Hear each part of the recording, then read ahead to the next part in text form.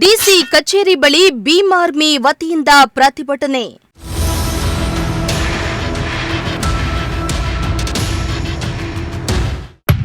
ವಿವಿಧ ಬೇಡಿಕೆ ಈಡೇರಿಸುವಂತೆ ಆಗ್ರಹಿಸಿ ಧರಣಿ ಸತ್ಯಾಗ್ರಹ. ದಲಿತ ವಿರೋಧಿಗಳಿಗೆ ಏಳಿ ಧಿಕ್ಕಾರ.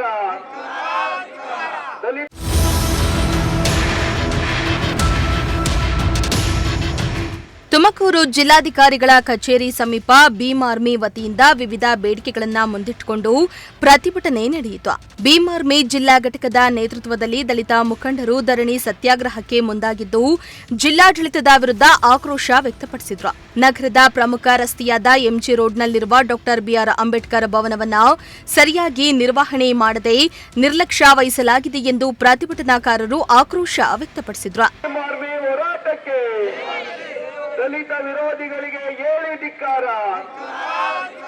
ದಲಿತ ವಿರೋಧಿಗಳಿಗೆ ಏಳಿ ಧಿಕ್ಕಾರ.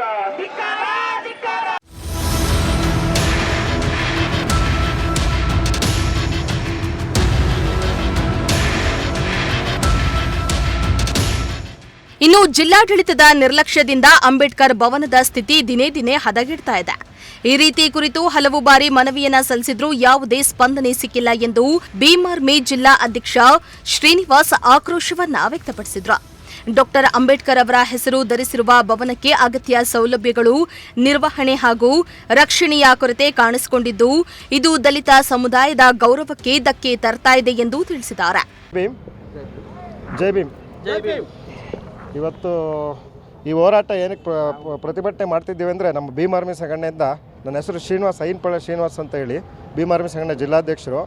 ಇಲ್ಲೆಲ್ಲ ಸೇರಿರೋ ಉದ್ದೇಶ ಏನಂದರೆ, ಈ ಸರ್ಕಾರಿ ನೌಕರರಲ್ಲಿ ನಮ್ಮ ಡಿ ಗ್ರೇಡ್ ಮಹಿಳೆ ಒಬ್ಬರು ಇರ್ತಾರೆ, ನಮ್ಮ ಹಿಂದುಳಿದ ಜನ ಅಂದರೆ ಸಮುದಾಯ, ಅವ್ರಿಗೆ ದೊಡ್ಡ ಪ್ರಭಾವಿ ಒಬ್ಬರು ಈ ಸ್ಕೂಲಲ್ಲಿ, ಈ ಎಂಪ್ರೆಸ್ ಸ್ಕೂಲಲ್ಲಿ ಒಂದು ಪ್ರಭಾವಿ ಒಂದು ಮಹಿಳೆ ಇರ್ತಾರೆ. ಅದರಲ್ಲಿ ಅವ್ರಿಗಿನ್ನ ದೊಡ್ಡ ಸ್ಥಾನದಲ್ಲಿ ಇರ್ತಾರಲ್ಲ, ಮಂಜುಳಾ ಅನ್ನೋ ಲೇಡಿ ಪ್ರಿನ್ಸಿಪಾಲ್ ಇರ್ತಾರಲ್ಲ, ಅವರು ತುಂಬ ಅಂದರೆ ಏನಂದರೆ ಜಾತಿಯನ್ನು ಕಾರಣಕ್ಕೆ ತುಂಬ ತೊಂದರೆ ಕೊಡ್ತಿದ್ದಾರೆ.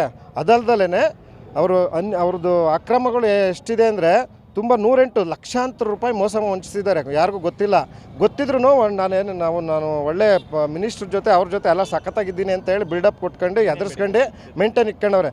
ಅದೊಂದು ಬೇಡಿಕೆ ನಮ್ಮದು. ಇವಾಗ ಎಮ್ ಜಿ ರೋಡಲ್ಲಿ ಏನು ಅಂಬೇಡ್ಕರ್ ಭವನ ಇದೆ, ಫುಲ್ಲು ಹದಗೆಟ್ಟಿದೆ ಅಂದರೆ ನೀವು ಒಂದು ಸಲ ವಿಡಿಯೋ ಮಾಡ್ಕೊಂಡ್ರೆ ಅಲ್ಲಿ ಒಳ್ಳೇದಾಗುತ್ತೆ. ಈ ಸಮಾಜ ಕಲ್ಯಾಣ ಇಲಾಖೆ, ಜಿಲ್ಲಾಡಳಿತ, ಇಲ್ಲಿನ ಉಸ್ತುವಾರಿ ಸಚಿವರು ಏನು ತುಮಕೂರಾಗಿರೋ ಅಂಬೇಡ್ಕರ್ ಭವನ ನೋಡೇ ಇಲ್ವಾ, ಇಲ್ಲ ಅದ್ರ ಬಗ್ಗೆ ಒಂದು ಚೂರು ಏನು ಇದೆ ಇಲ್ವಾ ಅಂತ ನನಗೆ ಗೊತ್ತಾಗ್ತಿಲ್ಲ. ಆಮೇಲೆ ಇಲ್ಲಿ ಬಾಬಾ ಸಾಹೇಬರು ಸಂವಿಧಾನ ಅಂತ ಹೇಳ್ಕೊಂಡು ಎಲ್ಲ ತುಂಬ ಇದನ್ನು ಮಾಡ್ತಾರೆ, ಇದೇ ಈಗಿನ ಸರ್ಕಾರಗಳು.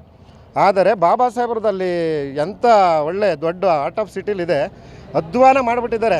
ಅದೇನು ಬಾಬಾ ಸಾಹೇಬ್ರಿಗೆ ಮಾಡಿದ್ರೆ ಅವಮಾನಗಳು. ಇವ್ರು ಸುಮ್ಮನೆ ಅವ್ರ ಹೆಸರು ಹೇಳ್ಕೊಂಡು ಸಂವಿಧಾನ ಅಂತ ಹೇಳ್ತಾರೆ ಹೊರತು, ಅವ್ರಿಗೆ ಇವತ್ತೇನು ಭವನ ಹಂಗಾಗಿದೆಯೋ ಅದಕ್ಕೆ ಕಾರಣಕರ್ತರೇ ಸಮಾಜ ಕಲ್ಯಾಣ ಇಲಾಖೆ, ಜಿಲ್ಲಾಡಳಿತ, ಇಲ್ಲೇನು ರಾಜಕಾರಣಿಗಳಿದ್ದಾರೆ ಅವರು. ಅದೊಂದು ನೆಕ್ಸ್ಟು ಬಾಬು ಜಗಜೀವನ್ ರಾಮ್ ಭವನ ಇಲ್ಲ ನಮ್ಮ ತುಮಕೂರಲ್ಲಿ.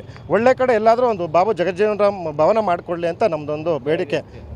ಮರ್ಯಾದೆ ಎತ್ತಿ ಅದು ಆ ಮರ್ಯಾದೆ ಎತ್ತರ ಏನಾಗಿದೆ ನೋಡಿ, ನಮ್ಮ ಕ್ಯಾಸ್ಟು ಅಂತ ಹೇಳ್ಬಿಟ್ಟು ಒಬ್ಬ ಸರ್ವಣೀಯ ಅಂದರೆ ಎಲ್ಲರೂ ಹಂಗಿರಲ್ಲ, ಸಮಾನ ಮನಸ್ಕರು ಇರ್ತಾರೆ ಒಬ್ಬೊಬ್ಬರು. ಆದರೆ ಅವನಿಗೆ ಗಲ್ಲು ಶಿಕ್ಷೆ ಆಗಬೇಕು. ಅವ್ರ ಅಪ್ಪ ಅಂಡ್ ಅವ್ರ ಟೀಮ್ ಏನಿದೆ ಗಲ್ಲು ಶಿಕ್ಷೆ ಆಗಬೇಕು, ಅವ್ರ ಕುಟುಂಬಕ್ಕೆ ಟೋಟಲಿ ಗಲ್ಲು ಶಿಕ್ಷೆ ಆಗಬೇಕು ಅಂತ ನಮ್ಮಿದು.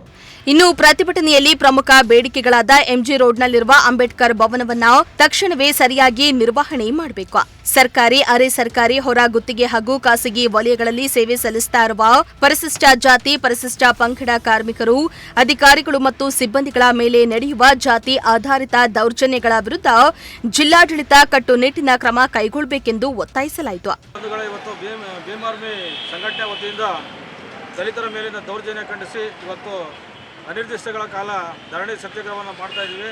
ಅದಕ್ಕೂ ಕೂಡ ನಮ್ಮ ಸಂಘಟನೆಯಿಂದ ವೈಯಕ್ತಿಕ ಬೆಂಬಲವನ್ನು ಸೂಚಿಸಿದ್ದೀವಿ.